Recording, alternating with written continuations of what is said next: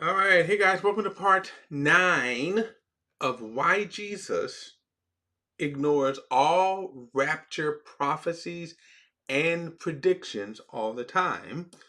I'll give you a hint. He's still building. Now, before we continue, please like and share this video and subscribe to BP, the Bible Perspective. And as always, if you have a thought, a comment, add it to the comment section below. All comments are welcome. Um, in this series, I coming off of the failed prophecy for the umpteenth time. September 23rd, 24th, Jesus was supposed to come and rapture the church.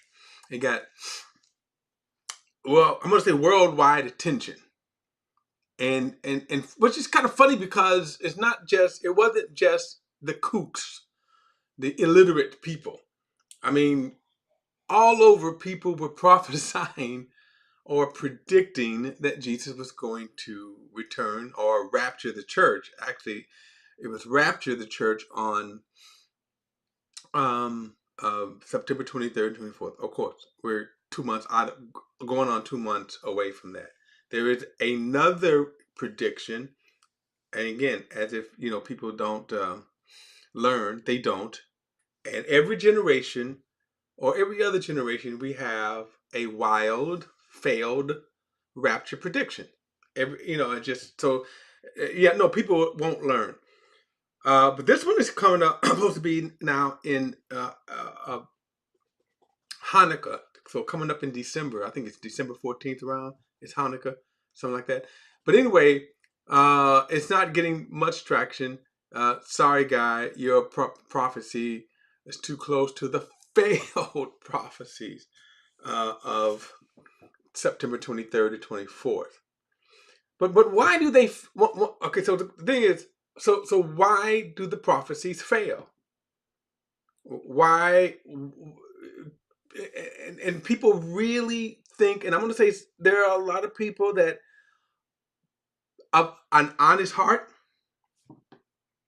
that truly believe they truly believe that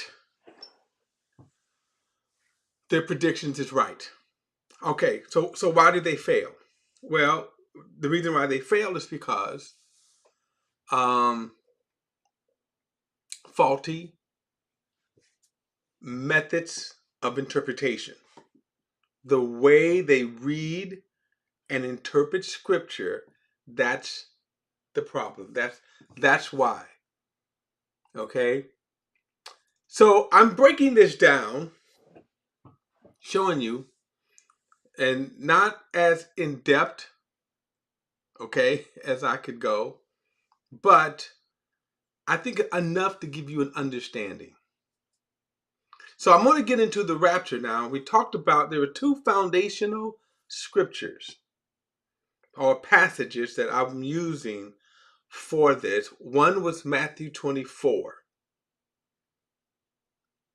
And then the other one is going to be Ephesians chapter 2. And again, I haven't gotten to Ephesians chapter 2 yet.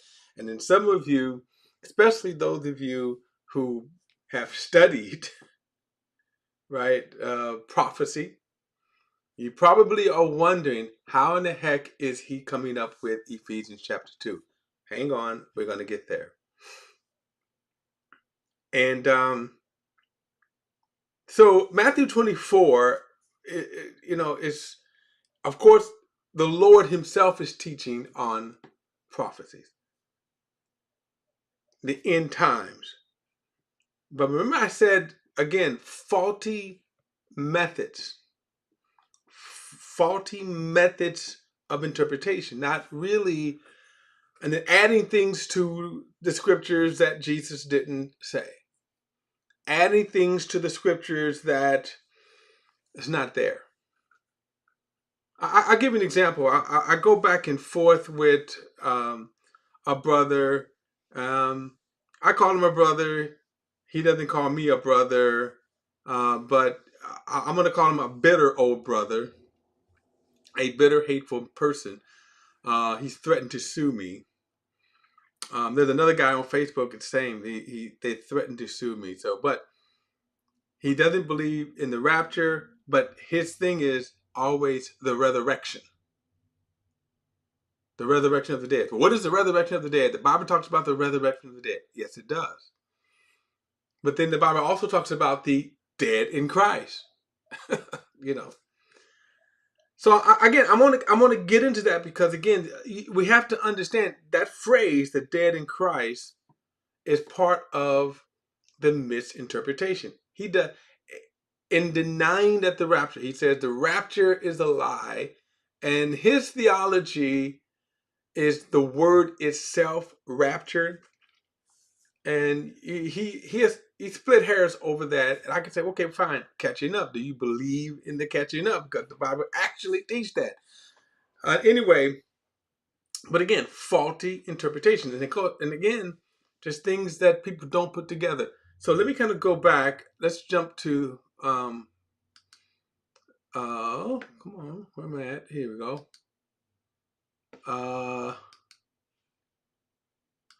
So I am going to just highlight Matthew 24, and then I want to go just so we can keep the continuity here. In this chapter, now remember I said part of the reason is faulty interpretations. So here is Matthew 24, the entire chapter. Jesus is answering this question here in verse 3. Here's the question. While he was sitting on the Mount of Olives, his disciples approached him privately and said, "Tell us, when will these things happen, and what is the sign of your coming and of the end of the age?" So then remember we talked about in verse 6, you're going to hear of wars and rumors of war. See that you're not alarmed, because these things must take place, but the end is not yet. Well, what end is he referring to? Well, the end of the age. This is what he is referring to. This is what he is answering. Okay? Excuse me. We come down to verse 14. This good news of the kingdom will be proclaimed in all the world as a testimony to all nations. And guess what? And then the end will come. So what end is he referring to? Right?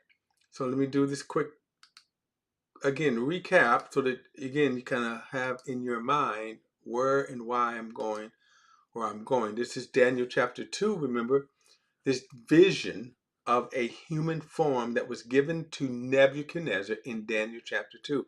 We went through this. And Daniel said, in the interpretation, Daniel said that it was a prophetic dream. It was a timetable, a picture of all of the world dominating kingdoms. So there's a couple of things going on. One, it is a prediction of how events would unfold in the world. So from Nebuchadnezzar's day until the second coming of Jesus, 5 kingdoms would rule the earth, beginning with Nebuchadnezzar, and then the Medes and Persian, the Grecian kingdom, the Empire of Rome, and then the last dominating kingdom, which would be during the time of the tribulation period. We don't know the name yet, but Daniel did say, in the days of these kings, Jesus will set up a kingdom, as pictured in here by the rock that Daniel said that was cut out from a mountain without hands, and it strikes the image at its feet. That's timing. That is the end time, because the rock, of course, being the kingdom of Jesus, could have hit the image anywhere and pulverized it, but instead at the feet. The feet with the 10 toes represent 10 kings. Now, again, this is all kind of important because this picture here, we have to keep the continuity of this picture. When we talked about Daniel's 70 weeks, and remember Daniel's 70 weeks was decreed against Israel, the people, the holy city Jerusalem, and the temple. Okay, the holy temple. Excuse me. And so, in this timetable, he said, from the issuing of the decree to restore and rebuild Jerusalem, this was, you can read about this in Ezra chapter 1. It began that 70-week countdown. Daniel said 69 of those weeks brings us to Jesus' time. So right to Matthew 24, where we're studying, it brings us 69 of those weeks. Daniel's 70 weeks. A week is a 7-year period of time. So Daniel's 70 weeks or 70 sets of 7-year period of time. And this decree, the 70 weeks, began doing the Mede and Persian, or the chest and arms of silver, this human form, which is human man. It's man's time of humankind. That's what the image is. Sinful humankind. So it began. So 69 of those weeks brings us to the legs of iron, which is the Roman Empire, which is Matthew 24. And he says, right up to the Messiah, and then the Messiah is cut off. And that leaves us with one 7-year period, or 1 week, and that week doesn't happen until the rise of this last kingdom, which would be the rule of the beast, the man of sin. People call him the Antichrist, but he's really not referred to as the Antichrist. But doing that rule, this last kingdom, the feet of iron and clay, that's what he says. During this week, during this kingdom, Jesus will set up a kingdom. All right. But then Jesus also says, he makes a statement that because he says, when you see the abomination that called this desolation, right?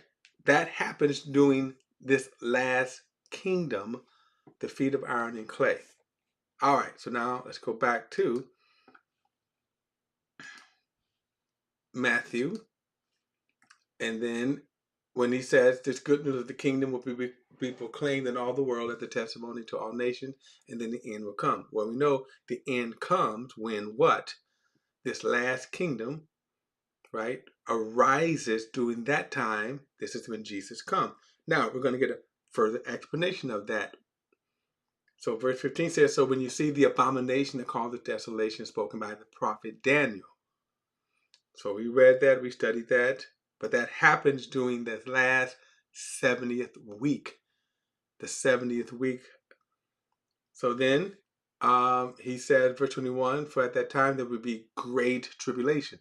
Now remember the decree, we know this is talking about the Jewish people, the decree against the Jewish people, the prophecies against the Jewish people. Why? Because go back, Daniel's 70 weeks, it was for Israel, the Jews, Jerusalem, and the temple. So when he says, when you see the abomination that makes desolation, this is talking about the prophecies of the Jewish people. So this also is the prophecy during the 70th week, because the prince of the people have become, the man of sin, makes a covenant for 1 week, and then in the middle of the week he breaks the covenant. Now Jesus is saying here that he said for at that time there would be great tribulation, right? During this period of time. You also get further details with this in Revelation 6 through 19. And then verse 29, immediately after the tribulation of those days, Jesus comes, right? The Son of Man will appear in the sky, and then all the people of the earth will mourn. They will see the Son of Man coming in the clouds of heaven with power and great glory. And that's so that's where we are with Jesus teaching the prophecy centered around God's fulfillment of the prophecies concerning the nation of Israel. What is not talked about here is the rapture of the church. Okay? But we did say back in verse 14, when he says this good news of the kingdom will be proclaimed in all the world as a testimony to all nations, and then the end will come.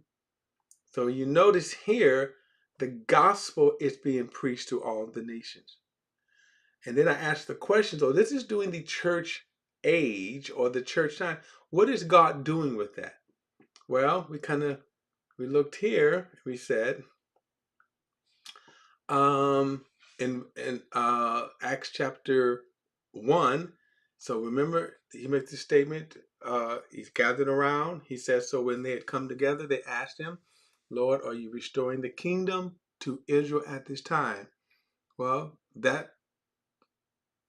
a valid question. It certainly was one that was on the minds of the apostles and the Jews. So Jesus' response to that is that it's not for you to know the times or periods that the Father has set by his own authority. But you will receive power when the Holy Spirit has come upon you, and you will be my witnesses in Jerusalem, in all Judea and Samaria, and the ends of the earth. So, okay, don't worry about me fulfilling the prophecies of the Old Testament, which includes, but not limited to, that last 70th week of Daniel and a plethora of other scriptures. We touched on some, but the point is, you all don't worry about that. They're asking, are you restoring the kingdom? That's an Old Testament prophecy. Don't worry about that. You go out and be my witnesses in Jerusalem. That's what you do. You worry about being my witnesses. I then said, well, what is going on when we are a witness? Okay, when we are a witness, then what is God doing with that? And in Acts chapter 2, I'm going to slide down and look at verse 1. He says, so those who accepted the message, remember he told, go out and preach the message. This gospel will be preached in all the world to all nations, and the end will come. I'm asking the question now, what happens when we preach the message? So those who accept this message were baptized, and that day about 3,000 people were added to them. So that's what's going on. People are being added to what? The church. They're being added to the church. All right. Look at verse 47. Praising God and having favor with all people. Look at it. And every day the Lord added to them those that are being saved. So when the gospel message is preached,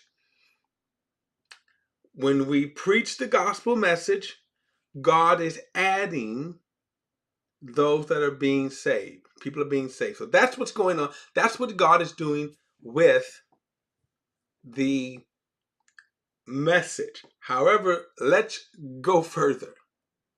Let's go further. And I want to go to, let's go to Ephesians chapter 2. Remember I told you that Ephesians chapter 2 is, okay, Ephesians chapter 2. Remember I said that there's some revelation here that we're going to study now. Okay. So remember the end will come, right? So here's one of the problems. Let me kind of go out of this. Let me come out of this for a moment to go back to my image. So you remember Jesus asked the question. Well, Jesus didn't ask the question. I mean, when he said that when we're talking about from the time to the end, right? We said that you have the 69 weeks. Okay. Here was something that we need to kind of understand. I said that the church was not in Matthew 24. That is true. The church is not in Matthew 24. So anywhere, Matthew 24, Matthew 25, the church is not in there. The rapture of the church is not in there. The only reference would be in verse 14, or you could say from verse 3 up to 14, when he says that the gospel would be preached in all the world. So that would be the reference that's the church. So let me clarify when I say that the church is not mentioned. I think I said that I meant to say, or should have said, the rapture is not mentioned. So the church is definitely mentioned. And he says, well, okay, so um, because the gospel is being preached to all the nations. Okay, let me do this because I think I probably need to correct something.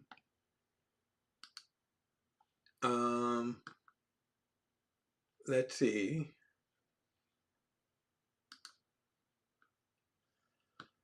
All right, so yes. So look at verse 14. This is Matthew 24. So verse 14 says, this good news of the kingdom will be proclaimed in all the world as a testimony to all nations. And then he says, and then the end will come. Now there's a shift in thought because he says, so when you see the abomination, well, first of all, who is the you, right? Now understand who is the you. Well, the you or the you that he's been talking to all along, okay? He's talking to his Jewish disciples. Which is, again, why in Acts 1 they ask, why are you restoring the kingdom at this time? But we know that there is a difference, okay? There's a shift in then the focus. In verse 14, the focus is on this good news of the kingdom will be proclaimed in all the world as a testimony to all nations, and then the end will come. Okay? So the good news, that's not Jewish. The gospel is what? Notice he said to all the world, to all nations. So all nations, that's not Jewish. But then when he gets to chapter 15, he focused back. He shifts focus back to now the prophecies concerning Israel. When you see the abomination that causes desolation spoken by the prophet Daniel standing in the holy place. So if you look at it prophetically, you go from the church, and again, not the rapture, he doesn't mention, but we're going to go from the church to now back to prophecies on Israel. How do we know? Well, Jesus said this right here when you see the abomination that causes desolation, spoken by the prophet Daniel. Well, we went and we read that the 70-week prophecy, the decree against Israel, Jerusalem, and the temple. Now, why is that important? Why? Keep that in mind. Why is that important? Let's go back to our image. Let's go back to our image. Why is that important? So we go all the way back now as Daniel is interpreting Nebuchadnezzar's dream. Okay, so chapter 2, you see this dream. It is every world dominating, or 5 world dominating kingdoms from Nebuchadnezzar's time until the second coming of Jesus. Again, the rapture is not here. So we know it's the rapture because the rock is the second coming. Is the rock that comes and destroys this human covenant. We also know that 69 of the weeks, starting from the chests and arms of silver, right, the Median Persian kingdoms, that 69 of those weeks literally brings us to the legs of iron, the Roman Empire, to Jesus. So from the Median Persian to the Rome, 69 of those weeks brings us to the Messiah. And then the Messiah is cut off. And then there's one remaining week which takes place during the kingdom that has not yet arise, the feet of iron and clay. So the 70th week, which is the abomination, where the abomination that makes desolation takes place during the kingdom, this kingdom here, where the prince of the people to come, the man of sin, the beast, he makes a covenant for 1 week and breaks the covenant in the middle of the week. Now, okay, that's important. prophetically. Remember we talked about that you can, if you read scriptures, if you read the scriptures, you can locate yourself prophetically. You can locate yourself. Remember Daniel in Daniel 9 located himself prophetically. He was reading Jeremiah, his predecessor, and he was reading about the 70-week exile and said, here's where we are. We're at the end of the exile. So every kind of step of the way, you could locate yourself prophetically. Jeremiah could locate himself by the prophecies of Isaiah. Okay? Now, there are prophecies we can say haven't happened yet, so we're not there. So, for example, the abomination that makes desolation, we're not there yet. It hasn't happened. So, which also means we're not, the 70th week of Daniel hasn't happened. Because one of the key markers, see, one of the things that let us know that we're in that time will be the abomination that makes desolation. Where the man of sin, Paul talks about him in 2 Thessalonians chapter 2. Paul talks about him going into the temple of God, sitting in the temple of God as God, and declaring himself as God. And then, of course, remember, right along, Jesus doing this feat of iron and clay, Jesus comes and strikes the image at his feet. You read Revelation, 2 Thessalonians chapter 2, Jesus destroys the beast with the brightness of his coming. We know that hasn't happened yet. The great tribulation hasn't happened yet.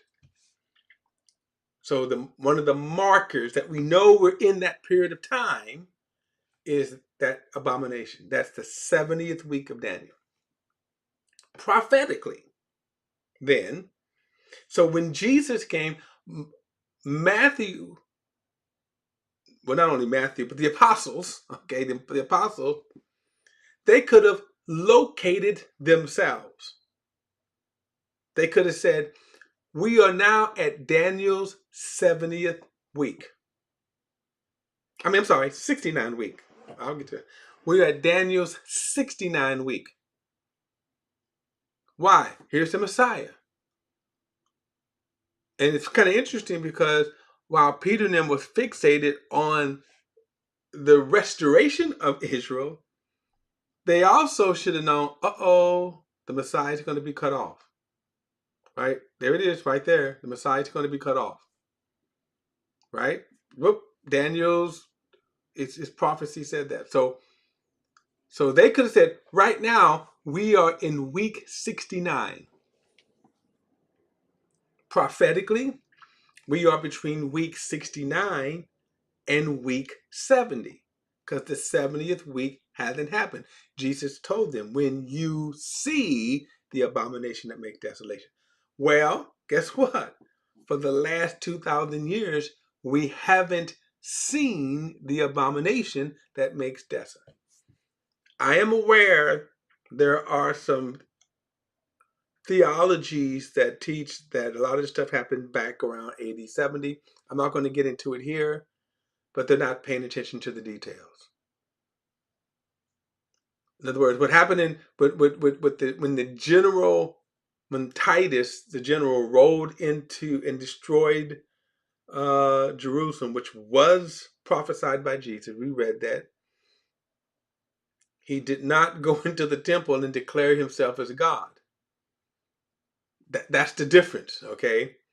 Again, I'm going to say we always should pay attention to the details. Prophetically,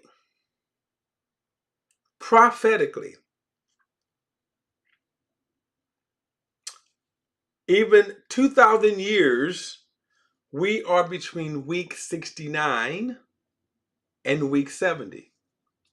So the legs of iron and the feet of iron and clay. The legs of iron was Daniel's prophecies, 69-week prophecy.